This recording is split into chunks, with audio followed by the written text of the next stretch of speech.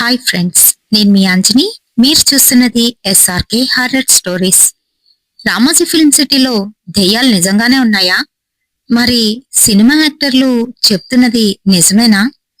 కాదని కొట్టిపారేస్తున్నారు కొంతమంది.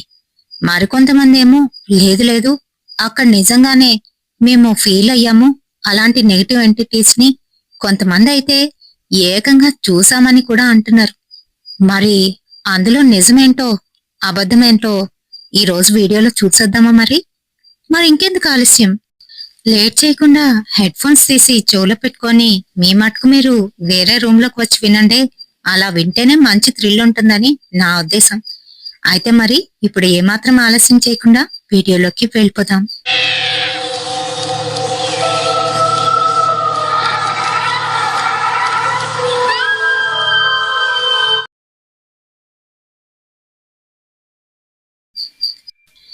మరి ఈ వీడియో మన సబ్స్క్రైబర్ అయిన వసుధ సిస్టర్ అయితే అడిగారు.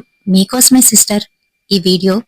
అయితే మరి మీకు కూడా ఇలాంటి హారిఫైయింగ్ స్టోరీస్ వినాలి అనుకుంటే మీకు నచ్చిన హర్రర్ ఇన్సిడెంట్ ని నాతో షేర్ చేసుకోవచ్చు మన ఇన్స్టాగ్రామ్ ద్వారా. నా ఇన్స్టాగ్రామ్ లింక్ ని డిస్క్రిప్షన్ లోనైతే ఇస్తున్నాను. అక్కడికి వచ్చి మీ స్టోరీని నాతోనైతే షేర్ చేసుకోవచ్చు. అంతేకాదు, మీకు ఎటువంటి హర్రర్ వినాలి అని ఉందో నాకు కామెంట్ సెక్షన్ లో కామెంట్ చేస్తే, లేదు అనంటే నాకు ఇన్స్టాగ్రామ్ లో గాని మెసేజ్ చేస్తే నేను అటువంటి హర్రర్ వీడియోస్ ని ఇక్కడ అయితే అప్లోడ్ చేస్తాను.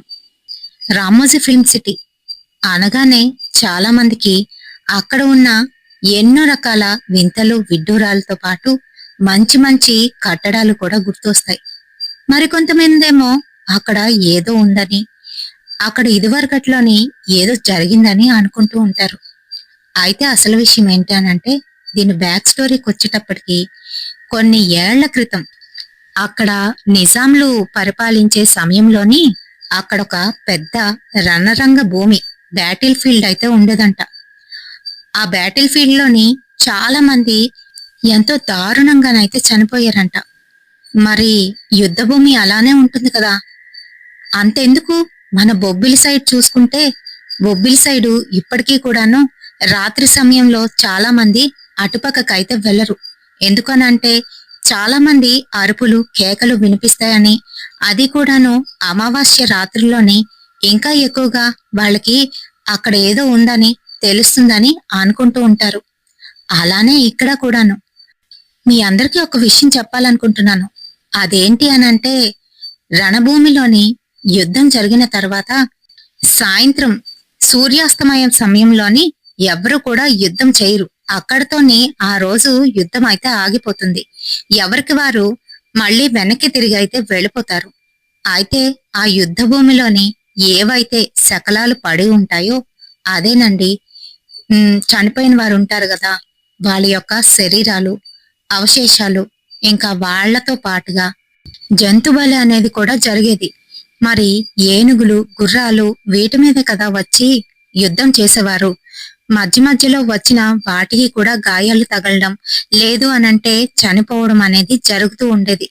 మరి అలా చనిపోయిన ఆ అవశేషాలని అక్కడే ఉంచి పోగులాగా చేసి అక్కడే కాల్చేయడమో, లేదా వాటిని పక్కకు తొలగించి యుద్ధ అనంతరం యుద్ధం గెలిచిన రాజు వాళ్ళ సైనికుల కోసం ఏదో తూతూ మంత్రంగా అందరికీ కలిపి ఏదో ఒక శాంతి చేయించడమో, హోమం చేయించడమో చేస్తాడు. మరి యుద్ధం ఓడిపోయిన రాజు ఏం చేస్తాడు? వాళ్ళందరూ చనిపోతారే, మరి వాళ్ళ శకలాలు అక్కడే అనాథ శవాలుగా అలానే మిగిలిపోయి సగం సగం ఉండిపోవడం, అలాగే మరి కొన్ని వాటికేమో అక్కడే తగలబెట్టేయడం, ఇలాంటివైతే జరుగుతూ ఉండేవి. మరి అలానే రామోజీ ఫిల్మ్ సిటీ ఒకప్పుడు రణభూమి. అది కూడాను నిజాముల కాలం నాటిది. నిజాములు ఉండేటప్పుడు అక్కడ ఎంతో ఘోరంగా యుద్ధం అయితే జరుగుతూ ఉండేదంట. ఆ యుద్ధంలో హాహాకారాలు చేస్తూ చనిపోయిన వీరులు ఎవరైతే ఉన్నారో వాళ్ళ వాళ్ళ ఆత్మలు ఇంకా అక్కడే ఉన్నాయని చాలా మంది చెప్పుకుంటూ ఉంటారు. అయితే అందులోని ప్రత్యేకించి అక్కడ యూనిట్ లో పనిచేస్తున్న నికుంజ్, తను పనంతా పూర్తి చేసుకొని ఆ రోజు నైట్ అక్కడే స్టే చేయవలసి అయితే వచ్చింది. ముఖ్యంగాను తారా, సితారా అనే పెద్ద పెద్ద హోటల్స్ అయితే ఉన్నాయి లోపల. మరి హీరోయిన్స్, హీరోలు అక్కడ షూటింగ్ చేసినప్పుడు వాళ్ళు రెస్ట్ తీసుకోవడానికి, ఇంకా అలాగే వాళ్ళు స్టే చేయడానికి ఆ హోటల్స్ అయితే ఉపయోగిస్తారు. చాలా సోఫిస్టికేటెడ్ గా, క్లాసీ లుక్ తోని, 5 స్టార్ ని మించిన రేంజ్ లోని కాంటినెంటల్ ఫుడ్ ఇలాంటివన్నీ కూడా దొరికే ఏకైక ప్రదేశం అని చెప్పుకోవచ్చు. వింటేజ్ స్టైల్లోని చాలా బాగుంటుందని అందరూ అనుకుంటారు. మనం వెళ్ళలేదులేండి, వెళ్ళిన వాళ్ళు చెప్పుకుంటుంటే విన్నాం. మార్నింగ్ అంతా షూటింగ్ తోని బాగా అలసిపోయాడు నికుంజ్. తను తన కెమెరాని, మిగతా ఐటమ్స్ ని అన్నింటినీ సర్దుకొని ఓ పక్కనైతే పెట్టుకున్నాడు. అప్పటికి ఇంకా ఏం పని అయితే లేదు. కాసేపు రిలాక్స్ అవుదామని చెప్పి తను ఒక రూమ్ లోని ఒక దగ్గర అయితే కూర్చొని అలా కునికిపాటు అయితే పడుతున్నాడు. ఈలోగా ఉన్నట్టుండి అక్కడ వెదర్ అంతా ఒక్కసారిగా చేంజ్ అయిపోయింది. చాలా చల్లగా, తన దగ్గరికి ఏదో చల్లటి గాలి వచ్చి తాక్కుంటూ వెళ్ళినట్టుగానైతే అనిపించింది. తను ఒక్కసారిగా తుళ్ళిపడ్డాడు. లేచి చుట్టూ అంతా చూసుకున్నాడు. చుట్టూ చిమ్మ చీకటి. మళ్ళీ అలానే నిద్రలోకైతే జారుకున్నాడు. ఈసారి తన చెవు దగ్గరికి ఎవరో వచ్చి అంటూ తన చెవులని ఎవరో విస్పర్ చేస్తున్నట్టుగా తనకైతే అనిపిస్తోంది. అంతే, ఉలిక్కిపడి లేచి కూర్చున్నాడు. అసలు అసలు ఎవరున్నారు అని చుట్టూ చూసుకున్నాడు. కాని అక్కడ ఎవ్వరూ కనిపించలేదు. అది అది ఏ భాష కూడా తనకైతే అర్థం కావట్లేదు. చెవు దగ్గరికి వచ్చి అంత గట్టిగా ఎవరో అలా మాట్లాడేసరికి తనకి భయం వేసింది. మళ్ళీ చుట్టూ అంతా చూసుకొని తనైతే కూర్చున్నాడు. అలానే నిద్రపోతున్నాడు. మళ్ళీ చెవు దగ్గరికి వచ్చి అంటూ ఎవరో అంటున్నారు. అంతే, భయపడి లేచి కూర్చున్నాడు. ఇంకిక్కడ ఒక్క క్షణం కూడా ఉండకూడదు అనుకుంటూ బయటికి వెళ్దామని చూసేసరికి ఈలోగా అక్కడే ఉన్న అద్దం మీద తన కళ్ళైతే పడ్డాయి. అక్కడ పూర్తిగాను మంచులాగా కమ్ముకుంది. దగ్గరికి వెళ్లి చూసేసరికి అద్దం మీద పూర్తిగాను ఆవిరి పట్టినట్టుగానైతే ఉంది. దాని మీద ఏదో భాషలోనే ఎవరో ఏదో రాశారు. అది తనకి అర్థం కాలేదు. భయపడిపోయి అక్కడి నుంచి వెంటనే బయటకైతే వెళ్ళిపోయాడు. అసలు ఏం జరుగుతుందో తనకేమీ అర్థం కావట్లేదు. కాళ్ళు చేతులు వణుకుతున్నాయి. పక్క రూంలోనే తన ఫ్రెండ్ అయితే ఉన్నాడు. తనొక ముస్లిం. సరే, ఇది ఉర్దూ అయ్యుంటుందని అనుకొని తన ఫ్రెండ్ దగ్గరికి వెళ్ళి తనతోనైతే ఇలా అంటున్నా, రే, ఏం జరుగుతుందో తెలీదు. నాకు అస్సలు నిద్ర పట్టట్లేదు. ఇందాకల నుంచి పడుకోవడానికి నేను ఎంత ప్రయత్నిస్తున్నా నాకు నిద్ర రావట్లేదు. ఒక్కసారి నా రూమ్కి రావా? నేను అక్కడేదో చూశాను అని భయపడుతూ కంగారుగానైతే చెప్తున్నాడు. ఏమైంది నీకు? పద పద వెళ్దాం అంటూ తన ఫ్రెండ్ కూడా తనతో పాటు తన రూమ్ వైపు అయితే వచ్చాడు. లోనికి వెళ్లి అద్దం మీద చూసేసరికి ఆ రాతలు ఇంకా కనబడుతున్నాయి. అది చూసిన తన ఫ్రెండు భయంతోని వణికిపోతున్నాడు. ఇది ఎవరు రాశారు అని అంటున్నాడు. ఏమోరా, నాకు తెలీదు. ఇందాకల నుంచి నా చెవులో ఎవరో ఏదో మాట్లాడుతున్నారు. గుసగుసలాడుతున్నట్టుగా అనిపించింది. తర్వాత గట్టిగా అరిచారు. నాకు భయం వేసి లేచి వచ్చేద్దాం అనుకునేసరికి ఇదిగో అద్దం మీద ఇలా కనిపించింది అని చెప్తున్నాడు. ఇది ఇది ఇప్పటి ఉర్దూ అయితే కాదు, అప్పట్లోని ఇస్లామిక్ దక్కానీ ఉర్దూలా కనిపిస్తుందిరా. ఇదైతే నాకు కూడా చదవడానికి రాదు అని చెప్తున్నాడు. ఇది చాలా కష్టం. ఇది ఎవరు రాసుంటారు అని అంటూ ఉంటే దానికి మటుకు భయం వేస్తుంది. పదరా, ఇక్కడి నుంచి బయటికి వెళ్ళిపోదాం అంటూ బయటికైతే వచ్చేసారంట. మరి అది మొదలు. అక్కడ ఏవో ఉన్నాయని మెల్లమెల్లగా అందరికీ అర్థమవుతుంది. తనొక్కడే కాదు, అక్కడ పనిచేస్తున్న స్టాఫ్ కూడాను ఇలాంటివి చాలానే ఫీల్ అయ్యేవారు.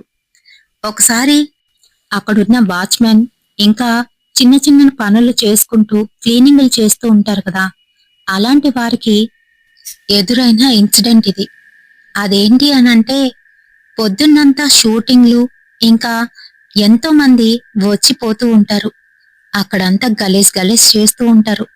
అవన్నీ క్లీన్ చేసే పని వీళ్ళదే. మరి మార్నింగ్ టైంలో క్లీనింగ్ పని అయితే అవ్వదు.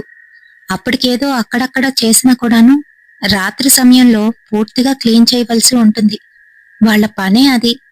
మరి అలానే క్లీన్ చేసుకొని లోపలున్న ఆ పనివాడికి ఎదురైన ఇన్సిడెంట్. తను బాత్రూంలో క్లీన్ చేస్తూ ఉన్నాడు. ఈలోగా చాలా మంది ఆ రూంలోని నడుస్తున్నట్టుగా ఏవో చప్పుళ్ళైతే వినబడుతున్నాయి.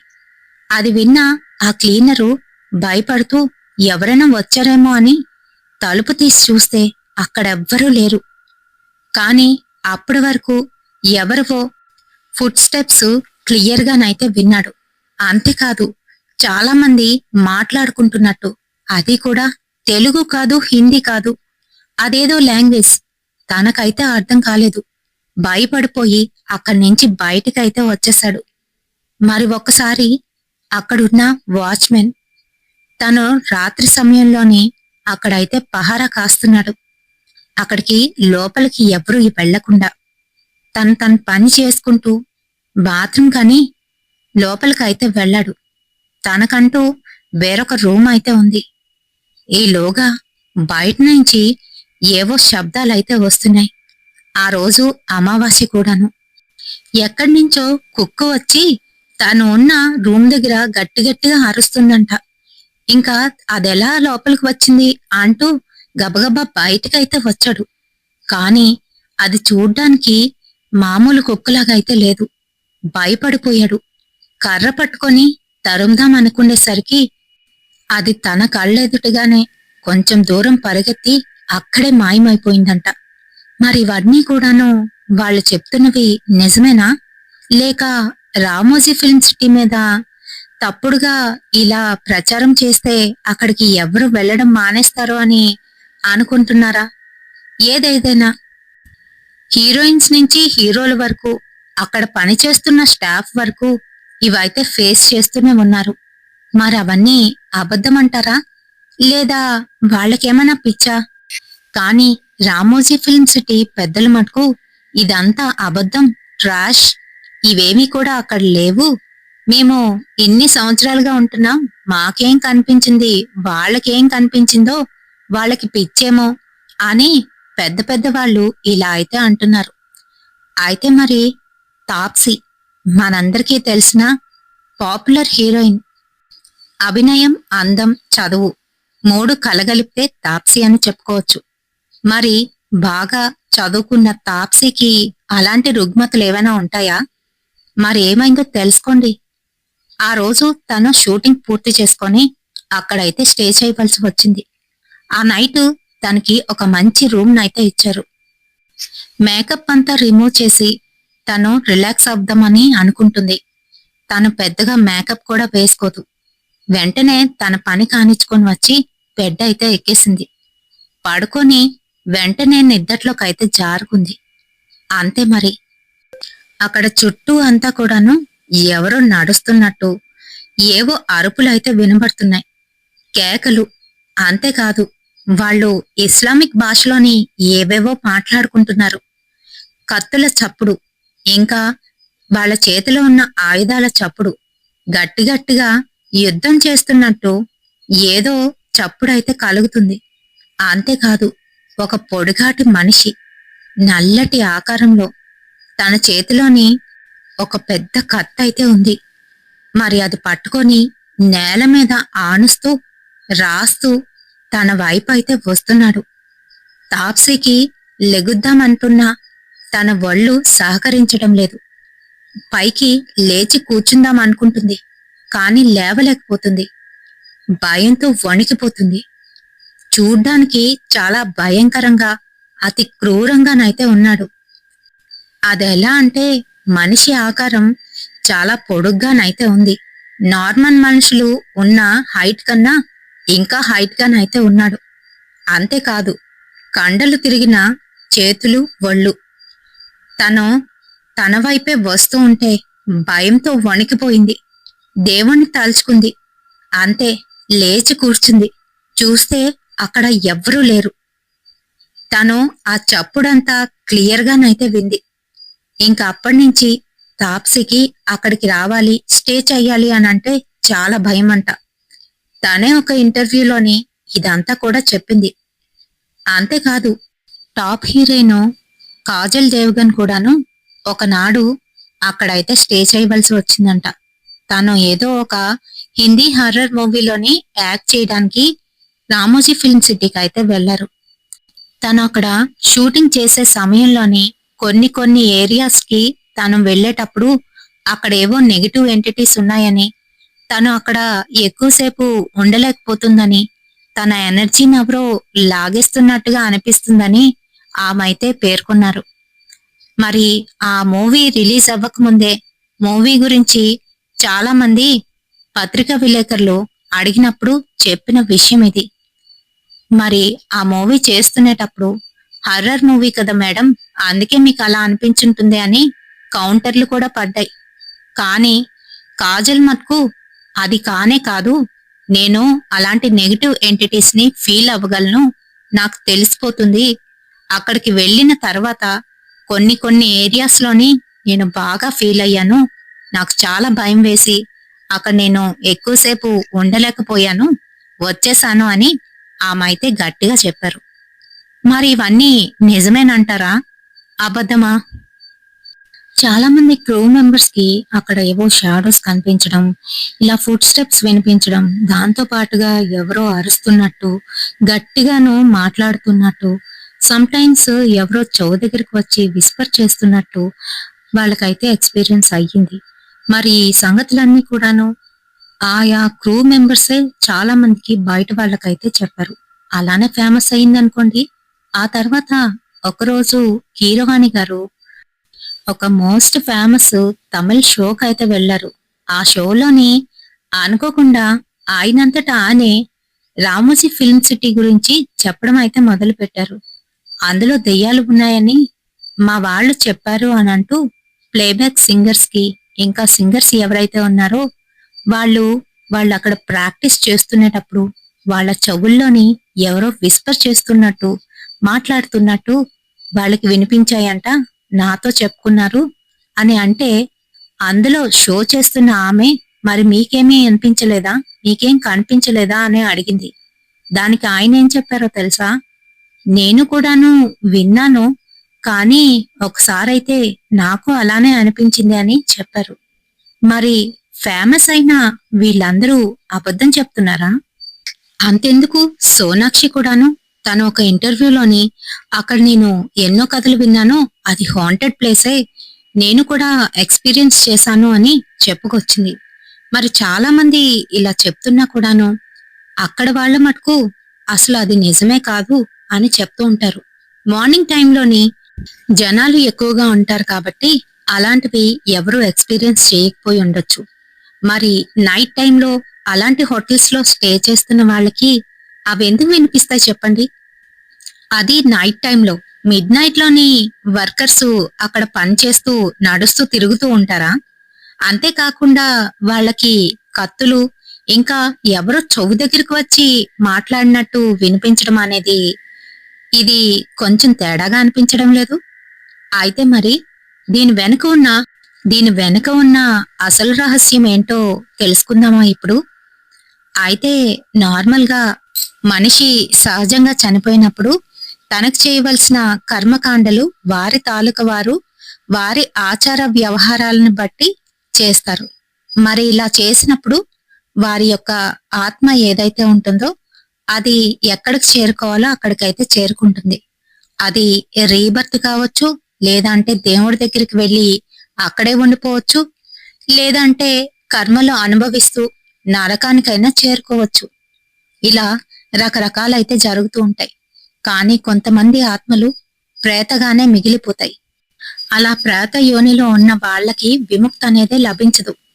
వారు ఎన్నటికీ కూడాను మళ్ళీ రీబర్త్ అయితే అవ్వలేరు.